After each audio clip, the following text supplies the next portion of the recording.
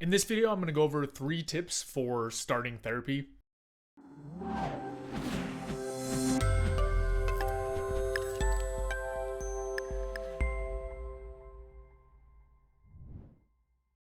So, a lot of people don't really have a very clear idea of exactly when they need therapy or who it's good for or what it's going to entail or just a bunch of details, right?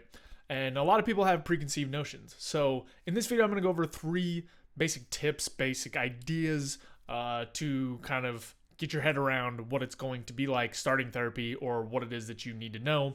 And I want to clarify right out of the gate that therapy is not just for people who are, on the edge of a breakdown or something like that. Therapy is generally pretty useful for most people, right? As long as you have some sort of problem or something you're working through, therapy is going to be beneficial. Now, whether or not you want to invest the resources to kind of have that support is another question, but in the most part, it's going to be useful for most people. So, the first thing to do is to really learn from others, right? Being able to kind of talk to others, get an idea of the experience, what it's going to be like, instead of relying on sort of these stereotypes that you have in the back of your head, is going to help you get a much better idea of what the interactions are like, what the experience is like, what the process is like. And by sort of understanding what therapy actually is and what some of the processes are involved, you can make a much better determination as to whether or not it's going to be a good fit for you or whether or not it is something that you want to try or pursue.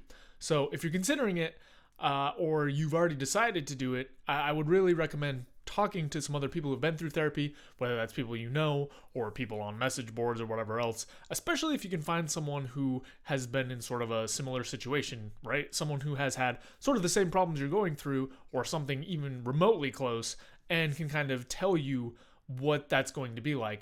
Another thing to think about is sort of the context or the medium you're going to use. So, for example, I've done text therapy, right? And for me, that was not a very good fit. So it's also important to talk to people who have experienced the type of therapy that you're going to use or try. Now, the other thing that this is going to do is help reduce the feeling of stigma or shame or whatever comes with a lot of people feeling like they shouldn't go to therapy because their problems aren't serious enough or that it's only for crazy people or whatever else. So that's really a good first step, is to sort of talk to other people who have been through therapy, use some of your network to get an idea of what it's really going to be like, things to look out for, and what to expect. Now, the second tip is to really pick the right therapist. And this comes in sort of a multi-phase process, right? So at the outset, when you're trying to find a therapist, you are going to be best served by finding someone who resonates with the types of problems or specializes in the types of problems that you're having. So if you're having a lot of anxiety, you may want to look for a therapist who specializes in anxiety, because different therapists have different sort of specialties or types of people that they generally tend to see. Now, that doesn't mean that they won't know anything or won't be able to help if the situation you're dealing with is a little bit different. It's just that people who tend to specialize in one area tend to be able to be a little bit faster at identifying sort of root causes or helping you figure out exactly what exercises or techniques are going to be most useful for you. So that's before you get there. When you actually have an initial session or a consultation, or however you sort of start seeing a therapist, it's really important that you give it a few sessions to build and then look at sort of the relationship that has been built. So let's say you've gone 3 or 4 times, right? At that point, you can start thinking about, okay, is this relationship working in the way that I want? And is this useful for me? Do I feel like we're making progress? Do I feel like I can get along with this person? Do I feel like they understand the problems that I'm having and are guiding me in a useful direction? Because there are a ton of different therapists, and they're just people. And there's also a bunch of different modalities of therapy. So you may have to search a little bit to find the exact right combination for what you need. So speaking from personal experience, I have had a therapist that I liked, but that I didn't feel like we were making much progress. I've also had a therapist that I didn't like that much, and I felt like we made a lot of progress, right? And then I also found someone that it worked on both metrics, and I liked them, and we were making progress. And that's when I got the most out of it. So it may take a few times to really find that exact person that's going to be most helpful to you. And on another note, don't just do one and done sessions, because the first session or two is really going to be your therapist trying to figure out what it is that you have going on and what you're working through and what it is that you want and all these kinds of things. And you may not see sort of the direction develop fully until a few sessions. But if you've gone through several sessions and you just don't feel like it's the right fit, don't be afraid to move on and find someone else. Now, the third tip, and this is one that probably trips up a lot of people, is to figure out some sort of a therapy budget, right? There are a lot of options. A lot of people think therapy is going to be extremely expensive no matter what.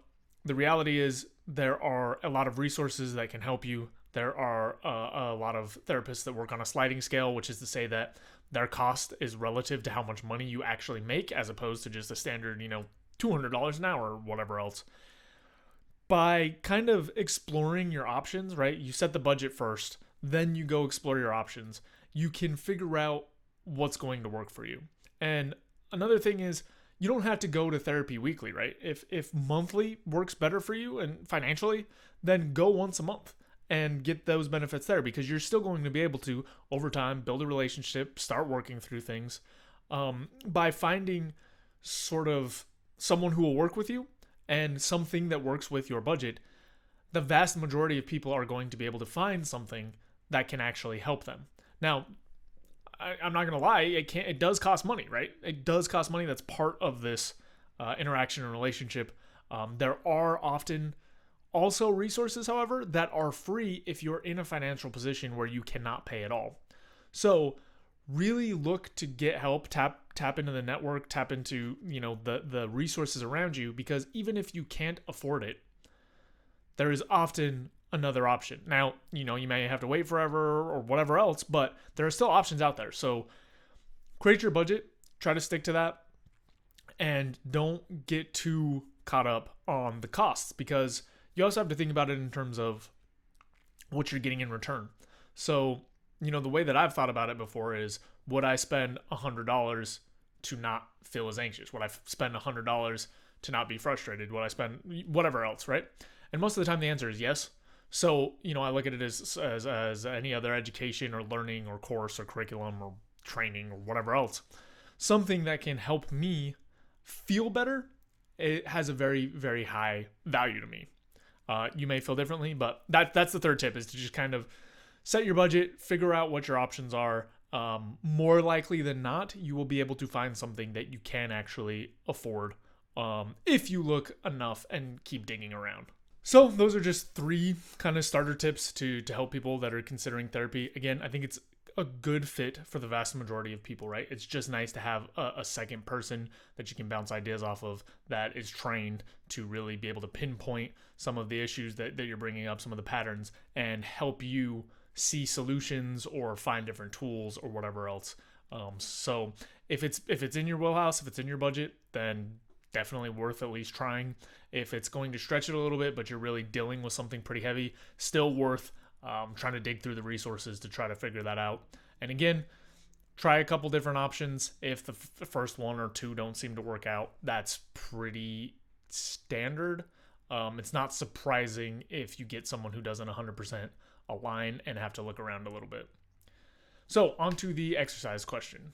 1, do some research and make a list of therapists in your area. Call a few and get a feel for who they are. 2, learn about therapy from a friend or family member who's done it. If you can't, find an online community or information session in your area. 3, figure out how much you can set aside to budget for therapy and what timeline will work for you. So that's all I've got for this video. As always, hope it helps you get, kind of an idea of what to think about as you're kind of heading into therapy or considering it. That's all I've got for this video. If you have any questions, comments, topics you want me to cover, throw them down in the box below. Get to them as soon as I can, and I will see you next time. Thanks for watching. If you enjoyed the video, please take a second to subscribe, as it really helps out a lot. If you're looking for more content, there's all sorts of information over at howtohappy.com. And if you want something a little bit more condensed and concise, I've also written the book Mindscaping, which is essentially a framework for optimizing happiness. So we'll have the link there as well. And that's all I've got. Thanks again. I'll see you next time.